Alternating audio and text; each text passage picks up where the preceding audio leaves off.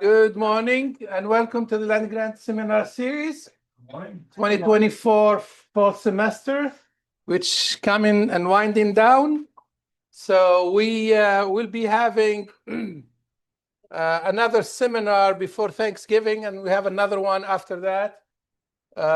And basically, we'll call it, we'll wait for the next spring semester. So we have some already populating the schedule for the fall for spring semester. So if you want to see someone that you'd like to be part of the seminar series, please let us know.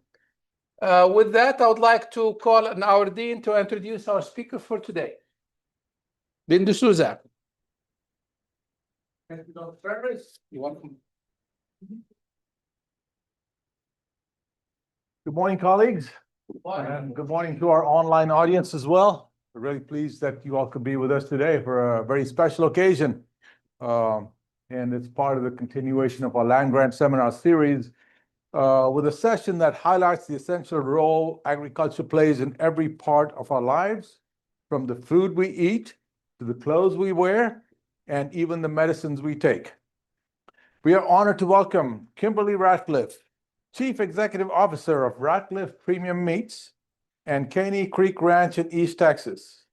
A pioneering rancher, businesswoman, and changemaker, Ms. Ratcliffe transitioned from a successful career at Bloomberg in New York to CEO of Ratcliffe Premium Meats at Caney Creek Ranch in East Texas, where she manages a 2,500-acre family ranch. 2,500 acres. We have 800 acres, which is tough enough to manage. And it's actually 3,500, but that's 35. I usually don't Wow. say the full Little amount. typo here. Forgive me. No, it's not Different. typo. I usually don't tell the whole truth. Okay.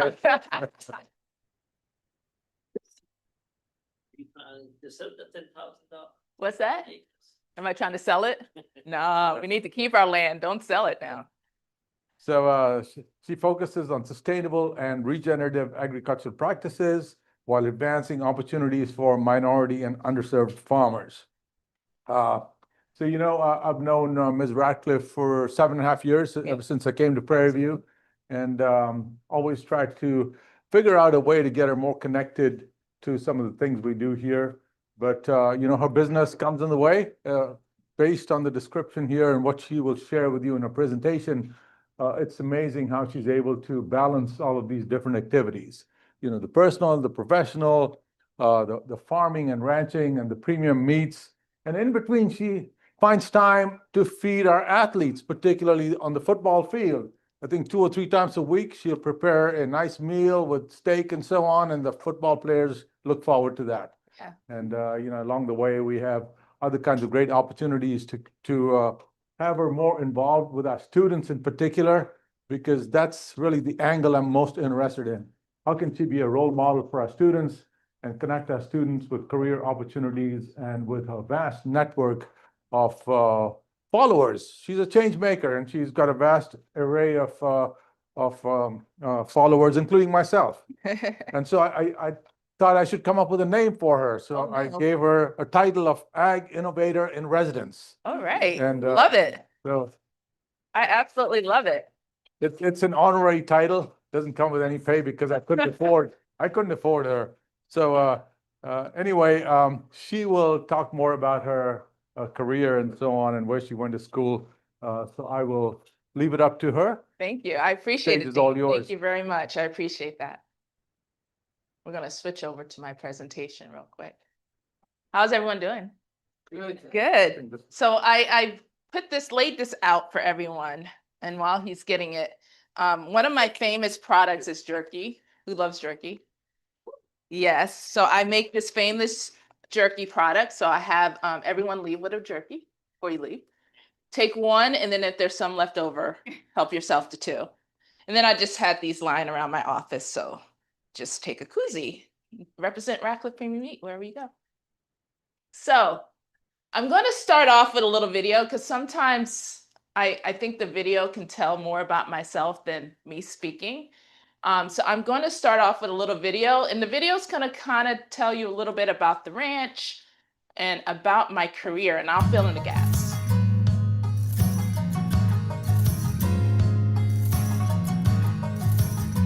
So in 2002, when my parents bought this place, and I realized the true meaning of agriculture, and with me living and working in a non-agricultural work, I realized the true disconnect between those who are in agriculture and those who are not. Those who are in agriculture understand the daily tasks it takes to grow your food. Some of the people that are not in agriculture don't realize the hard work, and they're judging those in agriculture. That is truly why I decided to leave my nice job in Wall Street to come back to the ranch. I really realized that there wasn't many people that looked like me, that represented me, really advocating for what our barriers are, what our needs are. So I felt like I wanted to take that knowledge, my public relation knowledge, my marketing knowledge, and really work with my community and really get people to understand my community is just like anyone else. But there's been barriers. There's been this long struggle for my community. We lost our land. We've gone through some barriers that some of the other communities haven't gone through. So that's a really quick clip on my story. But there's definitely more to the story than that. How do I go? There we go. A little bit about me. Yes, I worked at Bloomberg. I am a Texas native. I moved around quite a bit growing up, and our last stopping ground was in New York. And I thought I wanted to be a New York girl. Went to college there, and I was like, just like a lot of young kids, they go and they're like, I love the city. I want to be a New York girl. And it wasn't until I dived deep into the career that I was in. And there was one day that my boss came to me and said, we're about to, so the Bloomberg has a lot of different entities, and one of them is called the Bloomberg Terminal, which all the financial advisors, all the economists, and everyone uses that to kind of do their daily task. And they were like, Kim, this is your new project. We have all these new functionalities, all these new things we want to put on the commodity side of the Bloomberg Terminal. And I'm like, no problem. Same year, my dad, 2002, same year, my dad bought the ranch. I'm in New York, and I'm the only girl, the baby girl, and talk to my parents every day. And my parents are in Texas. I call my parents every morning on the way home. I'm like, Dad, how's it going? You know, I just bought this acres, and the cattle prices are this way, and the feed costs are here. There's inputs, and I didn't plan this when I bought this ranch, and there's so much going on. I got to manage this. I got it. Now he bought it turnkey. So when he bought the ranch, he bought the cattle, the equipment, the employees. It's like walking into a business, and it's already a business. And he's complaining to me on the call. Then I walk in the room, and I'm talking to these economists, talking to these traders. I want my information as fast as possible. I need this terminal to work as fast as possible, because I got to make a decision within seconds on what I'm going to do. Am I going to trade this? Am I not going to do this? And then on your dad, it's like, yeah, it takes me 12 to 15 months to sell something. It's taking them 2 seconds to sell it. So I sat there, and I came home, and I was like, what am I going to do? Because I can't take, I felt like I was living on both sides of the fence. Felt like I was living on the one side and living on the other side. And I'm like, I can't sit here and straddle the fence all my life. So one day I was like, I am going to leave my job, but I didn't tell my parents. So I came home, and I interviewed at Texas Christian University. They have a ranch management program. Didn't tell my parents I was interviewing on it, act like I was taking vacation, and I was accepted into the program. So I resigned, and at the same time I resigned, I told my parents I'm coming home. My dad thought I was interviewing for a job. He didn't even know I was interviewing to go to school. So when I resigned, he's like, oh, so where are you working? I'm like, I'm going to school. He's like, what are you talking about, going to school for ag? Like, no, this is not true. So I remember him running down to Texas Christian University, and he walked in. He's like, what is this program? Sat down, the professors all at the table. What is this my daughter's getting into? And it was the best decision I ever made. When I went into Texas Christian University, and I say this with a purpose because I thought I was originally coming home for my parents. I walked in as the first African-American ever to walk through those doors, and the first African-American ever to graduate from that program. Now they only accept 20 kids. When you walk in and you sit in with a bunch of students who say you're the first Black they've ever seen or ever heard from, it changes your perspective. That day changed my perspective of me coming home. And it's probably why I'm at the career and why I have the mission I have. It's because of that. Then when I came home, after I graduated, I came home to an area called Freestone County, which we have representation recently from Extension. Yeah, I came home Freestone County, which is the highest population of Black producers in the United States. Didn't know until I walked in, and I literally a week was home, and all these producers would come driving off my driveway and say, I had to put my eyes on you. I have kids, and I've lived here all my life, and my kids never want to come home. What made you want to come home? Change my perspective again, right? I'm like, okay, I thought I was here for my parents, and I felt this in me, it's like, what can I do to help the community? Because they were coming over regularly. And I went to them one day and they were all sitting at the cabin. And this was the older generation. I walked in and I was like, if I throw a party, will your kids come? Like a young girl, semi looking like me, would they come? They're like, I think my kids would come. So I threw a party. And I had invited everyone to come while I threw a party. And I attached work to it. Oh yeah, we're throwing a party, but we're all going out to fix a fence. Now it's the interpretation of coming to fix a fence is different, right? It's not your parents coming to say fix a fence. It's now I'm coming to fix I might go see Kimberly Ratcliffe in the process. So I was trying to figure out a way, how do you change the mentality of a community that they want to come home? Because even for me at the beginning, it was a necessity for me to come home because I was hearing all this about my parents complaining. It wasn't necessarily that I wanted to come home. I felt like I had to come home because of my parents complaining to me all day. So I ended up doing that, and that's how my nonprofit and my Prairie View Connection started. Right? It started with me having this nonprofit, and I needed someone to help with resources. Now, TCU Ranch Management brought me a lot of resources. I've gotten into Merck, I got into all these big resources from there. But again, I want to work with my community. And it actually, and I don't even think she's in the room. Ashley's not in the room. It actually started when Ashley, who is now, I call her Pearl Winston because I know she's married, but she was at Smith County. And I'm like, there's another sister in this position that looks like me. That's probably one of the few. I'm going to reach out to her. And that's how the Prairie View Connection started. So that's my background a little bit, but I want to kind of tell you a story on why I'm in front of you and how that connection started and how it started with building a community. And now I'm going to go a little bit, I have a little graph here to kind of walk through my life, and I've kind of done a little bit of walking through my life. So my parents bought the ranch in 2002, but I should backtrack a little bit. My dad bought his first ranch in 1970. I was telling the gentleman here just a minute ago, you would never guess how much he paid for his first acre of ranch in 1970, $150 an acre. $150 an acre. Now he bought it from another older Black lady, and he promised her he would never sell it. And we still have it to this day.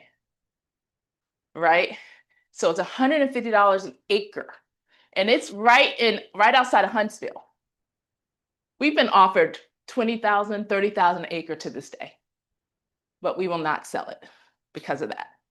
So he ended up going in corporate. My dad was in corporate and everything. And one day he's like, well, I'm retiring and I want to invest my retirement. I want a larger ranch. So one day he was in Dallas. He decided to take a shortcut to Lovelady, where my ranch is, with my mom. And that shortcut ended up passing the ranch that he owns right now. And he bought it about 3 months later, like I said, turnkey. And when he originally bought it with Charbray cattle. That's what I thought I was coming home to be, a showgirl. I was going to take the Charbray cattle across the nation. I was going to do all the shows. I was going to do all that. And I'm allowed to say this because I'm a guest speaker, but shows aren't necessarily for people that look like me, that you're the only breed. Charbray, I am the only one that has a registered Charbray. It was the hardest thing for me to get into, showing and getting, I felt like, the value of the animals. So I told my dad, I'm like, I got to think of something else. So with that, in 2007, that's when I came home. So I'm no young chicken. I've been home since 2007. That's when I came home, and that's when I started. Farm to Freezer was the name at the time. And that's when I started Farm to Freezer. I just decided when I came home, I'm gonna start Farm to Freezer. And I was just selling halves, halves, halves. You heard people sell half cows. That's what I was doing. And in 2010, I started partnering more with some of the USDA facilities there and providing them with cows when they needed them. So if you wanted a half cow, I would send it over there and give them a half cow. And all of this transition from 2007 to 2010, I worked with the producers and we did the nonprofit, but I said, it's great to have a nonprofit, but you got to make money. You got to be a for-profit also. You can't be a nonprofit all your life. So I'm a large enough operator that I was sending truckloads of cattle down the road. Right? I send truckloads down. If you meet my specs, you can join me on these truckloads. And that's how I would work with the cattle, which actually worked with a lot of the functionality that the extension works with. Make sure they're vaccinated right. Make sure they have all the extension work that they're doing. So working with Prairie View to do these programs, and we do these programs all over, ultimately the program was for you to actually sell the animal with me. So you've seen how all this connects with a farmer like myself that now is being on the profitable side. So I would work with facilities at that. In 2015, I launched a website, Farm to Freezer Meat Company, mainly because I needed a resource outside of just half cows. I wanted to have a website to drive people somewhere else to order their cattle. And then in 2019, from 2007 and 2019, I didn't do much expanding. When I came home in 2007, my mom was diagnosed with breast cancer for the 3rd time. And she was battling, and we would have to go to MD Anderson every week because she's had so much treatment. We would have to go every week. By the grace of God, she had 4-stage breast cancer, but she was able to live into 2019. And then in 2019, my business changed. I remember my mom walked in to my dad and my brothers and said, you know, your sister has taken me to MD Anderson for all this time. It's her turn now to have her business be successful. So from that point on, my brothers have been having my back. And when I launched in 2019, they were my #1 fans, and they helped me kind of launch to the point that I'm on now. And I say this because it's so important that family is part of this whole system that we have. And I always like to mention family because success for a lot of us in this Black business does not come unless we have the family support. So it's so important that in 2019, my brothers got on board. And I do a lot of these speaking engagements in 2019. And I started really just doing these speaking tours, talking about what I do all the time. And out of those speaking tours, you never know who's in the audience. And I remember in the audience was the head of the whole Food Bank Alliance. And she came to me and she's like, Kim, do you think you can supply the Houston Food Bank? Do you think you can fly some of the school districts? I'm like, I'll figure it out. And in 2019, I started launching. Now I wasn't just sending truckloads of cattle. I was actually sending truckloads of beef down the road. That changed my mindset, changed my business plan. Also in 2019, I started really getting a lot of opportunities. I did John Deere commercials, I did Carhartt commercials, started doing commercials and doing all this. And they would say, meet the Ratcliffes. Now I have to rebrand myself. People were like going online saying, where's Ratcliffe Meat? Meet the Ratcliffes, where can I find Ratcliffe Meat? So that's when I changed my name to Ratcliffe Premium Meat. So that's what I had in 2019. And then in 2022, I started even doing more food banks and et cetera. And the reason I want to tell this timeline, because it wasn't until 2019 that I really started launching. I started in 2007 and people think success is overnight. That took me over 12 years to get to the point that I am now. And I think that's a lot of people have to understand success is a long-term thing. And there's a lot of ups and downs that you have to do, family issues, all that kind of stuff, but keep your foot in the game. And that's all I did the whole time, was keep my foot in the game. So how do I bridge the gap? Because that's mainly what I wanted to do. So my nonprofit wanted to go over to for-profit. And I always tell people, I can talk all day long about how great my meat tastes. But I can't, that's a competition that's going to be hard for me to really win. Right? Because I'm a real believer that here in the United States, we grow great beef. And I don't want to compete over great beef. I'll compete over you don't have my story. I'll compete over you don't have what I'm doing every day. Now, if you're going to buy my meat because of that, that's what I want you to buy my meat for. I don't want you to buy my meat, even though I do have great meat. I think there's a lot of great meat after that. And I think that's how we become a really dominant industry, is by finding our little niche. And my niche is my story, how I built a community, how I buy cattle from everyone in my community, how I feed everything from my community that looks like me. That's my story, and I guarantee you no one else can take that story from me. And that brings what people want to buy from me. So a lot of what I do also is, I tell people in 2019, when I really started making money, a little money, that little money I did, the number one thing I invested in is a marketing and public relation team. I paid them more than I paid me, because I felt that in order for me to launch, and people don't take marketing and public relations to the true component of a business. You are in the business so much, there's no way you can market yourself. You need someone out there to market yourself. If you want to go to the next stage, you cannot just be like, I'm working cattle, I'm doing this. And this is most ranchers. We're so busy doing the day-to-day tasks, we don't have time to market ourselves.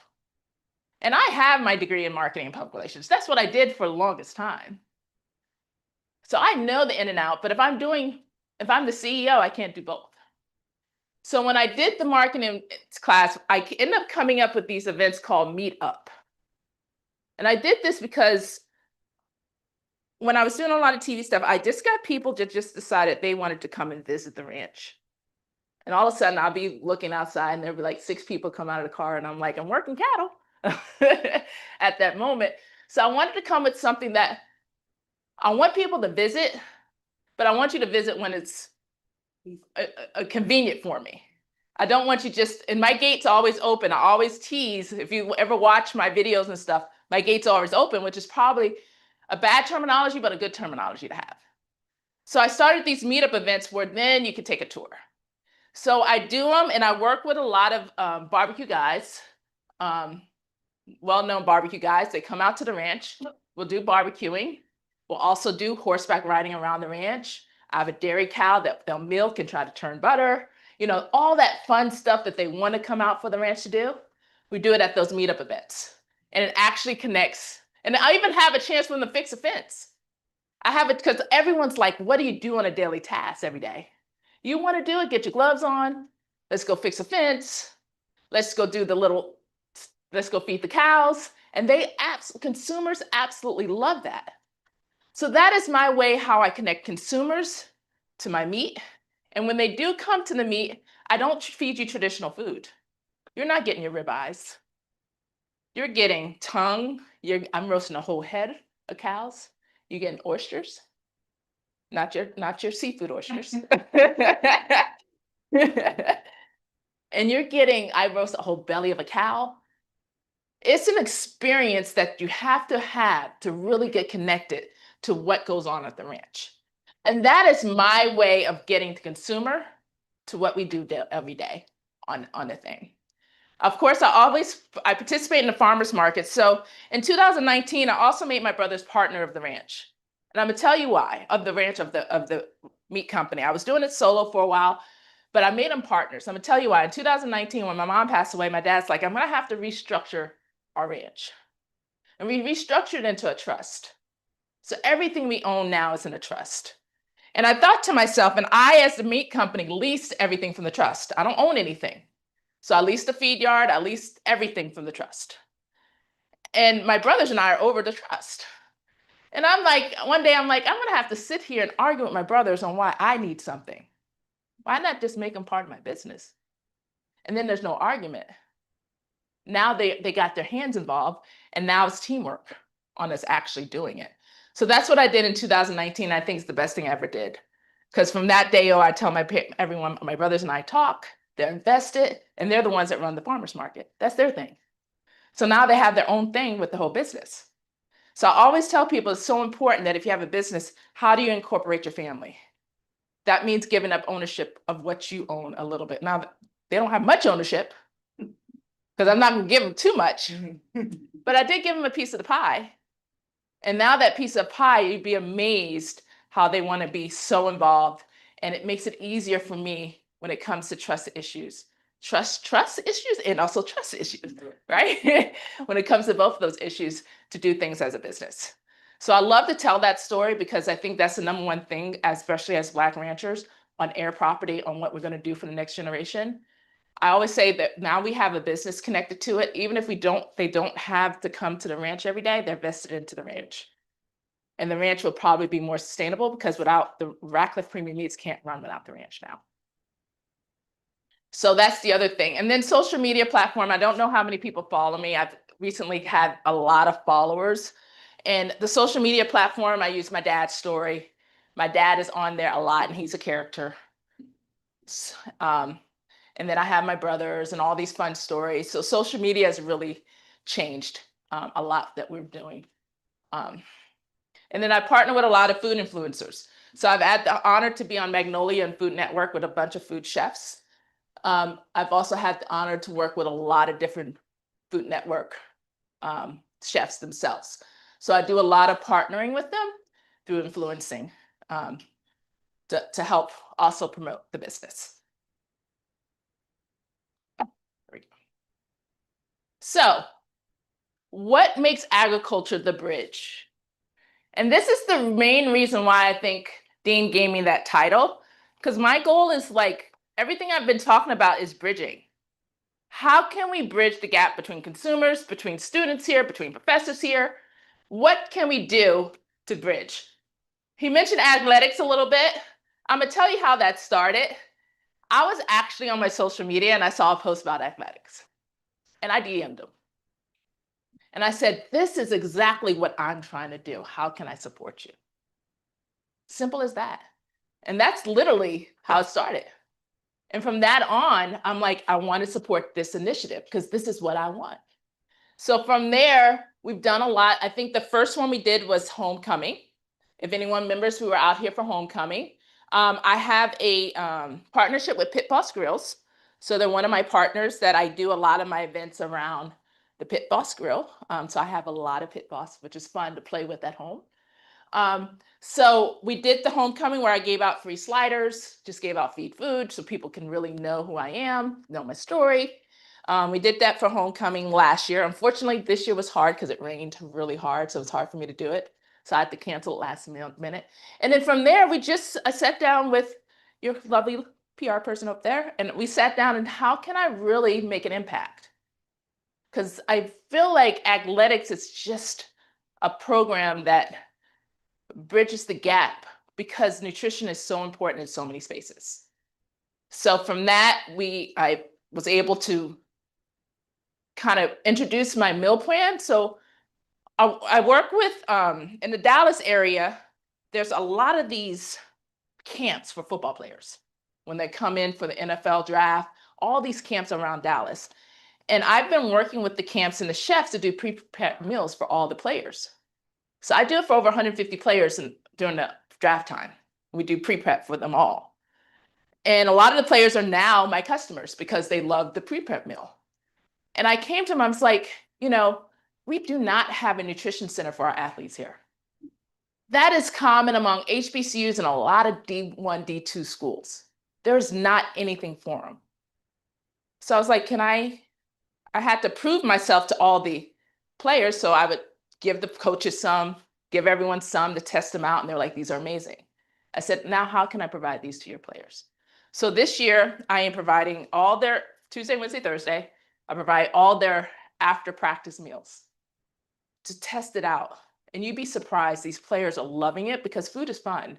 It's not just dried up chicken with vegetables. They're getting curry chicken with rice.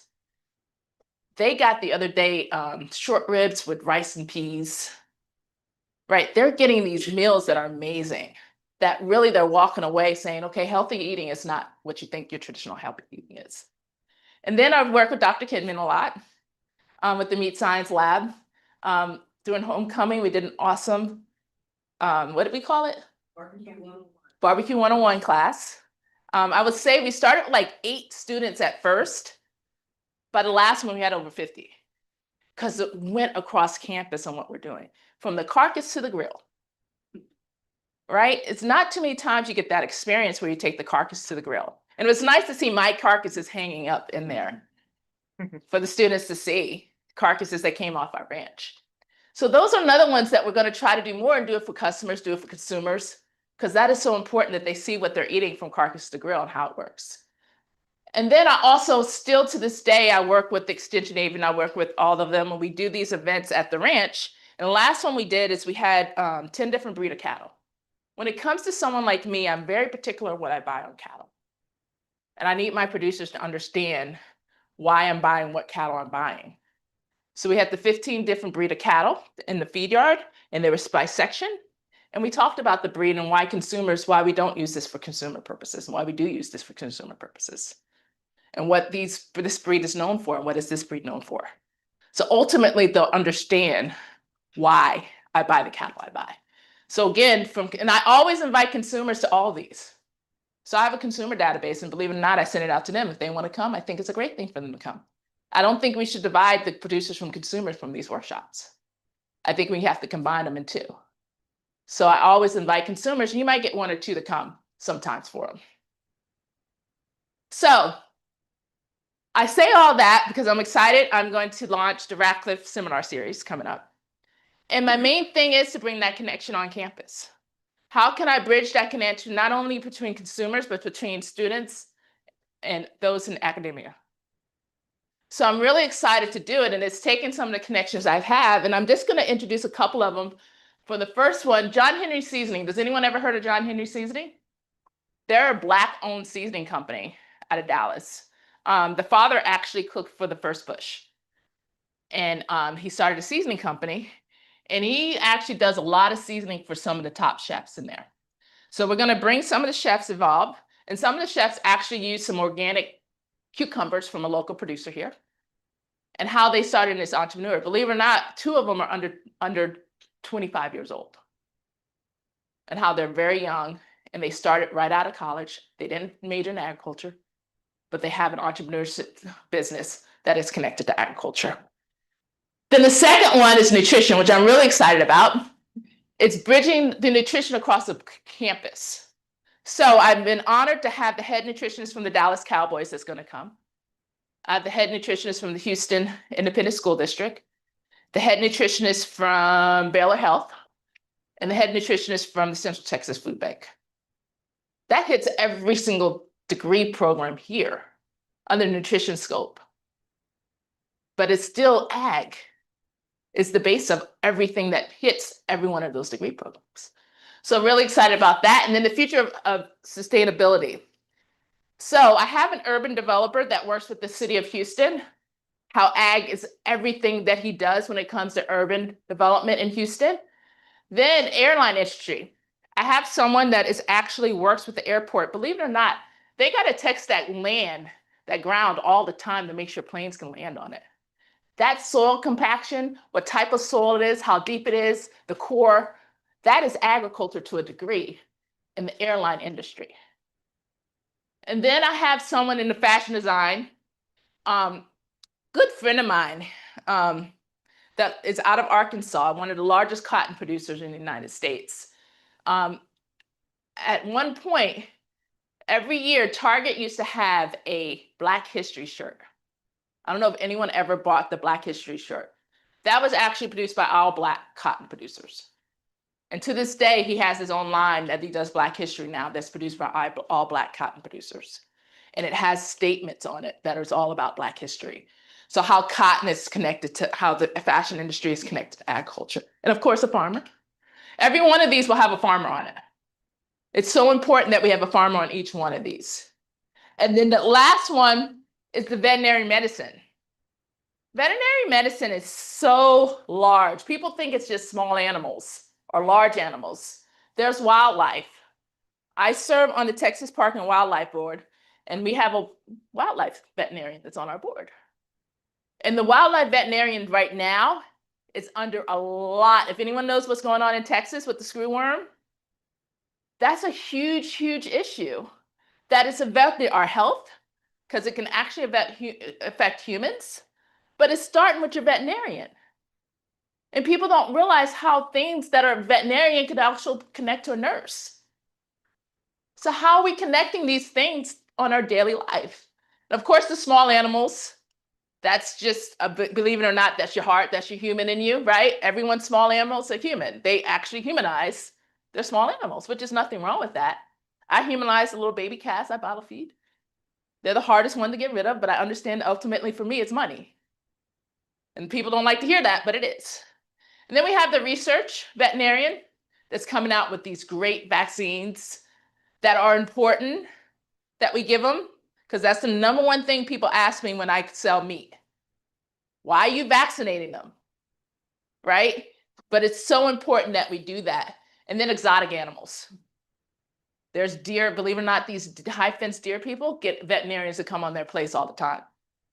And not only that, your zoo animals. So we used to actually, when I first came home, I used to be the provider of all the hay to the Dallas Zoo. People like, hay to the Dallas Zoo? Those animals eat like 3 truckloads of hay a month.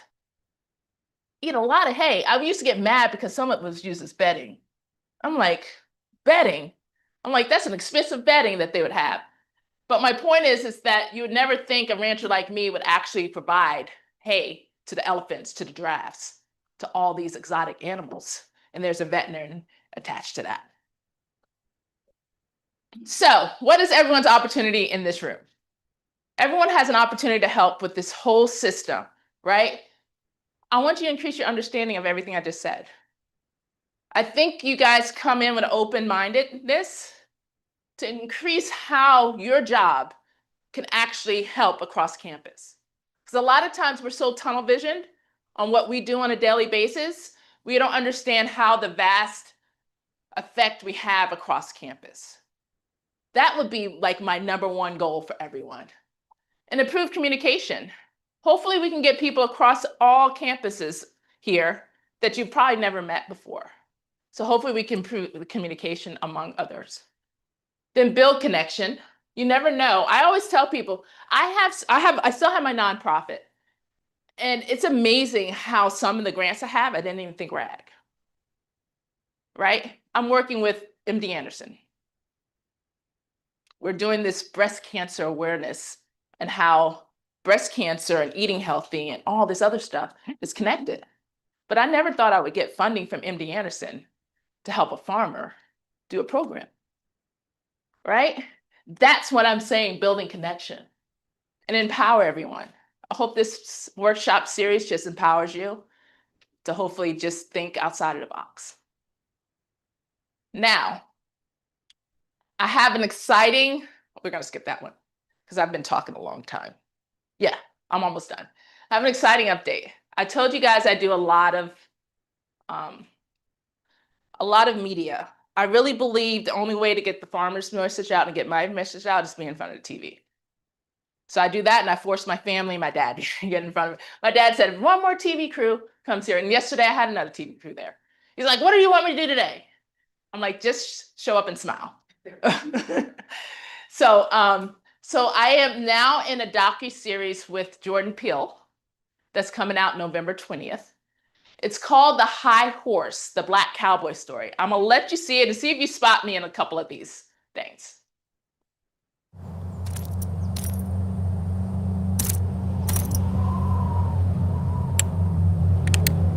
If there were no black cowboys, then America would not exist. Ride on, King Jesus. What? You want proof? No man can deny me. The black cowboy was intentionally removed from the story so that we can create the myth of the American white cowboy. As soon as cowboy became a cool thing was exactly when they took that from us. You know, white people really got some nerve. When you say cowboy, I don't think a Lone Ranger. The actual real Lone Ranger was a black man. Land is everything. Land is freedom. Land is power. It was just stolen. That's a heist. What you don't want to be known, you erase it. All this right here, y'all gonna have to rewrite that. Country music is black music. Has it been stolen? Has it been heisted? Is there anything black people have made that hasn't been heisted? You rewrote the history. We are just going back and straightening the story out. To reclaim what was stolen from us, we have to tell everyone. So that's my goal. Reclaim what we have here and tell our story through some of the seminar series that we're doing. So, thank you.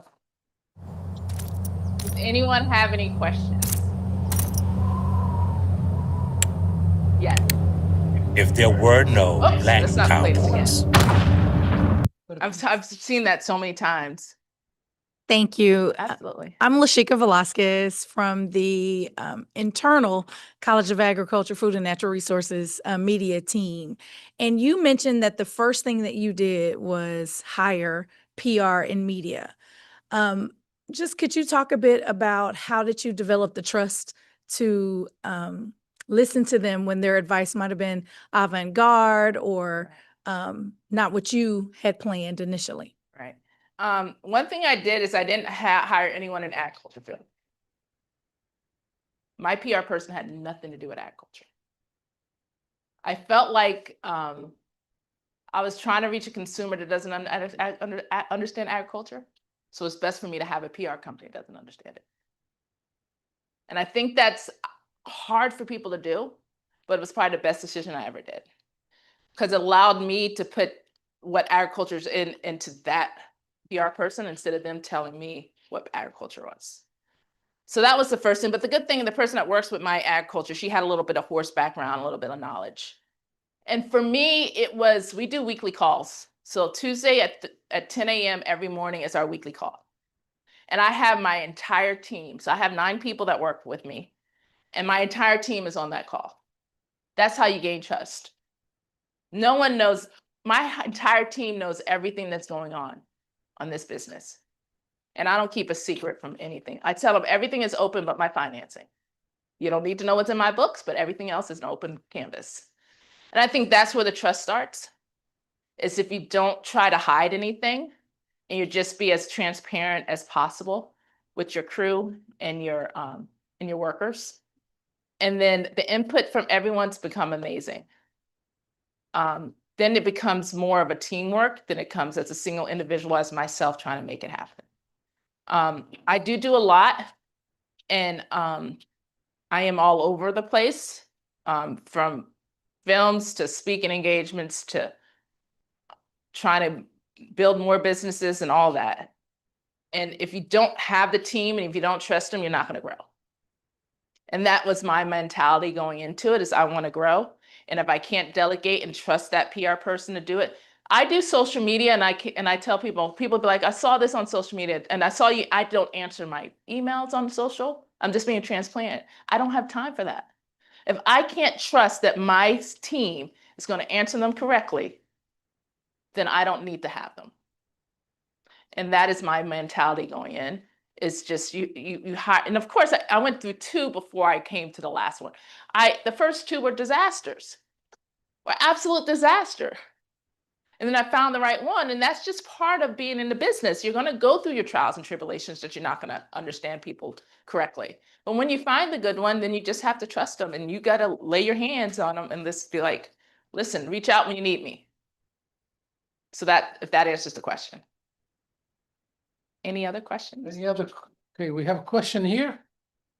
Thanks, Kim. Yeah. Erdogan Memoli, the Executive Associate Director of Research Programs in the College of Agriculture, Food and Natural Resources. So 2 quick questions. One, there's a lot of need for improving the beef quality because we have the world renowned resource programs here. Can you tell us some of the needs from nutritional, from palatability, and all other kinds that consumers prefer, that there are some rooms for us to do research here? Right, absolutely. I think that's a great question. especially when it comes to consumer side. Then I get consumer questions on a daily basis on how do I produce my meat? What do I put in my meat? You know, what kind of breed is the cattle that I breed? And I'll start with the breed itself. I am not breed specific. If I'm going to work with the community that I'm in, I told you I buy a lot of cattle from the community that I live in. If I'm breed specific, I'll be in trouble. But I believe there are many breeds that can give you excellent quality meat. So if I can make them understand that these breeds breed actually quality. The one that I gave to Dr. Kim and the other one was a Beefmaster that rated almost prime. Would you think a Beefmaster would grade almost prime? But Beefmasters can grade really good, if anyone understands Beefmasters, can grade really good beef. So I think for me, it's education on when you're buying those cattle, what to look for, not education on breed. Because I have bought from Beefmasters to even Charolais that have graded really good, because I have Charolais that have graded really good. For the most part, for me, I can consistently get the upper 2/3 choice. So if you take choice and you chop it into 3, I can get the top 3. I can consistently do that with the breeds that I'm working with right now. So my goal is, how do I get the producers to understand what criteria you need to get that upper 3/4? And that's what consumer wants. That's consumer palatability. So that's why I had that breed specific type workshop. I am big on EPDs, but I'm not big on EPDs because EPDs lie. I'm just being honest. I'm in the registered business all the time. Don't tell me that 150-pound calf was born, right? Don't tell me this was what the weaning weight when you had it on a dairy cow because you put an embryo on it, right? So I am okay with EPDs, but you can't just rely on that solely. I'm really big on how we feed them. I feed out the animals, and if you have more of a feeding data, I'd rather see that over EPDs all day long. So if I were to do research, I would do research on feeding intake and feeding data than I would on EPDs. Great ideas, and also good for extension collaborations as well. Last quick question is, we also have something that no religion, nobody is against that there are the goats.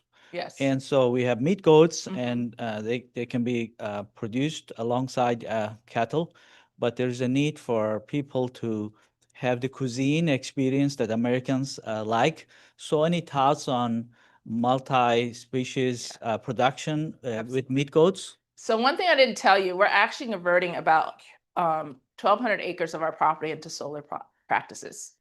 And we're not raising goats under it, we're raising lamb under it, because that is the most convenient thing to raise under the solar practices. But I also do, and that's starting next year, so they start actually building the solar next year. But I also do actually have someone that raises goats on my behalf. I don't have time for goats right now. So I actually pay someone to do goats on my behalf. And the goat industry is like, I take it to the farmer's market. If I have it within 2 weeks, I'm sold out. Because people are dying, want goats so bad. And they want the goat, they want all kind of goat. But it's really easy to actually sell goat because all I do is cut it in quarters. Like, I'm not selling the ribeyes, I'm not selling all that stuff. I cut it to quarters and the goat's only like about that big, right? So it's a really easy way to make money quick by selling it in the market. And I can't keep it for 2 weeks. Anytime you can get rid of inventory that fast, that means I definitely need to buy more. So if anything in the goat industry, I would say this, even for some of my events, it's really how do you cook it? That's the #1 education. So I've been working with the same lady that does my cooking for the players. We did some lamb for them the other day, and they ate it. It was a little different for them, but we did ground lamb, and I just did it like a spaghetti because I want them as even players to understand the different opportunities that they have to eat. So the same thing with the goat. And so one thing I have started doing with the goat that I do sell is I've actually started, we started a curry seasoning. We do curry stewed goat already vacuum packed and with instructions on it. So trying to get consumers say it's so easy, just cut it open, put it in, put some coconut milk in it, do this, give them instructions and eat it. and they actually love it. So for me, with products that consumers aren't quite understanding, how can I season it for them? How can I pre-do it for them? And I think that's how you're going to have to transition into what people love. Thanks.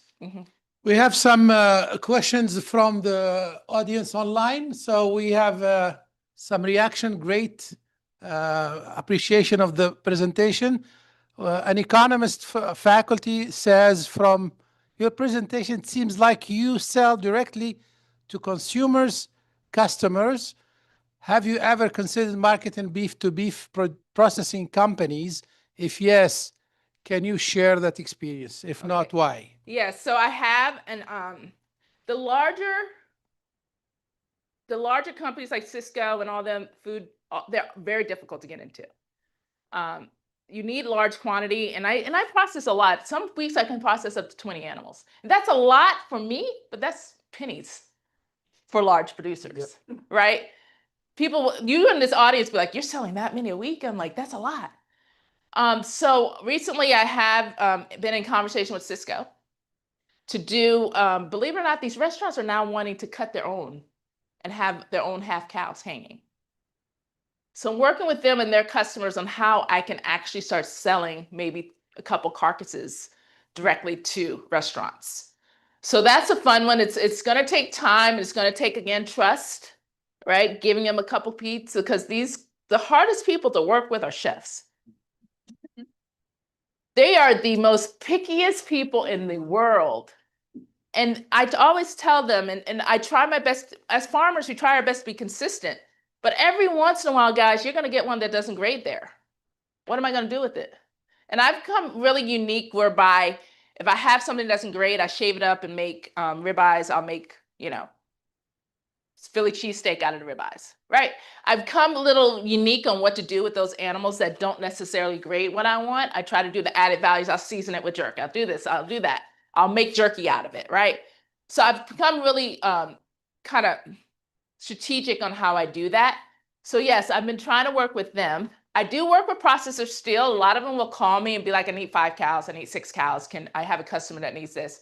So I still do work with a lot of the processors, and I do provide cattle for them that way. So the reason I'm saying this is that even though I'm a meat company, I have several different enterprises.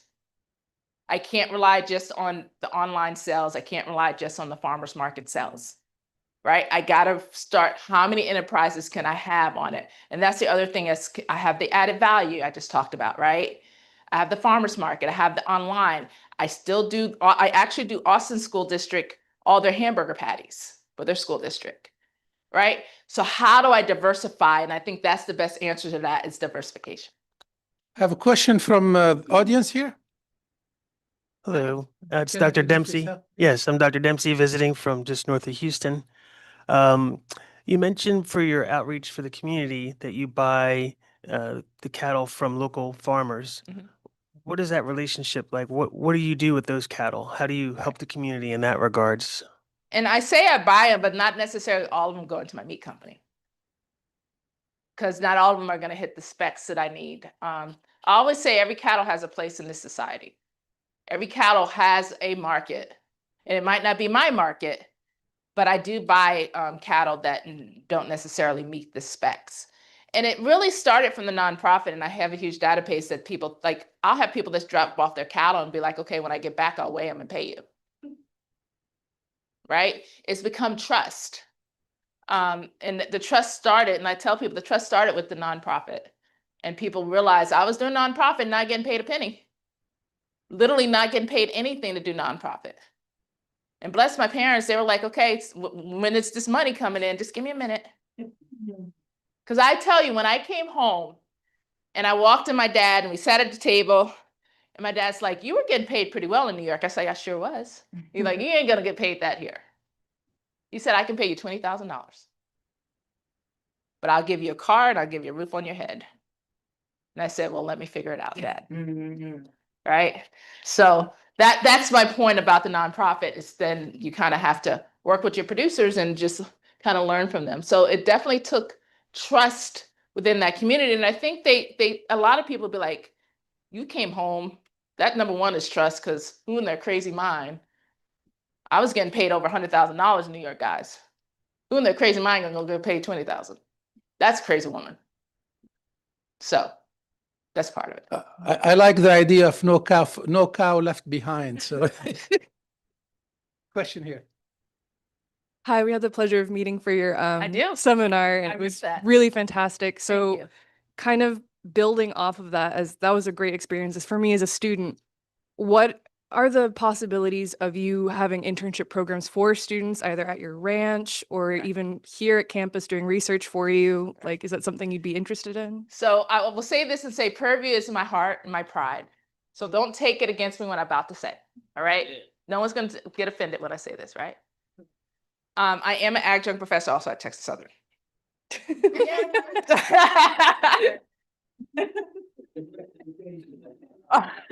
Starting next semester, I'm going to be teaching a class there.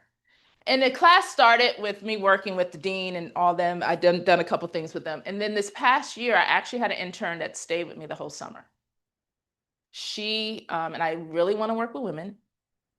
Nothing against men, but I feel like women don't get an opportunity to intern in like this place. So she stayed for 4 months, whatever that month, April. And she learned, she helped castrate with me. She worked cattle with me. She baled hay. She actually helped load cattle that I was shipping up to Amarillo. She did all my computer stuff. She had, to this day, she's still interning for me. I give her 20 hours a week. To this day, that's just office work. So my point is yes, there are intern opportunities. Yes, we're going to work on how we can get that done for students here. Because I really want you to, now she wasn't even an ag major. She was an accounting major. And she still wants to be accounting, but she wants to concentrate on ag accounting.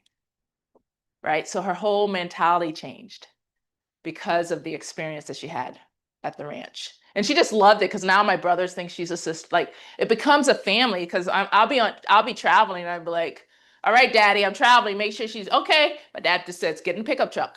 Right? And that's what you would do, right? We're going here. We're going to the feed store. We're going here. So it became just, now she calls my dad. Like, I'm like, you're calling my dad. Right? But that's the point. Is how can we get that kind of mentality and change people? You've got to change kids' mindset by sitting in it and being in every, like she traveled with my animal health guy. And she went to go see all these other people and how he sells animal health, right? Getting that whole scope, and it's so different. So yes, we need to work on it to get it here too. And one last question, kind of building off of that. We recently had a really nice workshop with the College of Business of having like a day on the farm. So I know that there's some people even within our business college that would probably be interested in actually going to your farm Absolutely. and maybe doing like a retreat or something for students where they could. We could do similar with to us. like our meetups, because that's what I kind of, we could just make it. So one thing I did do, and I didn't mention this with athletics, I had the whole entire football coaching staff at the ranch. And I think that won them over too. When they first, the new coach was just hired, I did a retreat for them, right? We did things that we probably can't do with the students here. We did skid sheeting, which we probably can't do, but they were grown men, so they were able to do some skid sheeting. We did the horseback riding, we did the dairy cow milking. Everyone had their own little pit. We did barbecue and they learned how to barbecue. So we can do something similar and create a program. And that's the goal of Meetup, right? You kind of just create a program that's geared to whoever the audience is. So absolutely, we can maybe just like the other thing I do, which is my heart, which I love this meetup, is I do something called, I call it Women on Fire, inspiring women to grill, inspiring women in life. Women aren't big grillers. And I think grilling, it could be a platform and how we can inspire ourselves of everything, other things we're fearful of, right? And that's the same thing with the students. It's amazing how food and grilling in itself can actually help with so many other things and understanding agriculture, understanding fear, understanding everything else from just putting a piece of meat on a pit. Great. I think we've done it. It's 12 o'clock. So let's guys. thank our. Grab a piece of jerky, grab a cruiser, and I look forward to seeing you guys next semester. Thank you.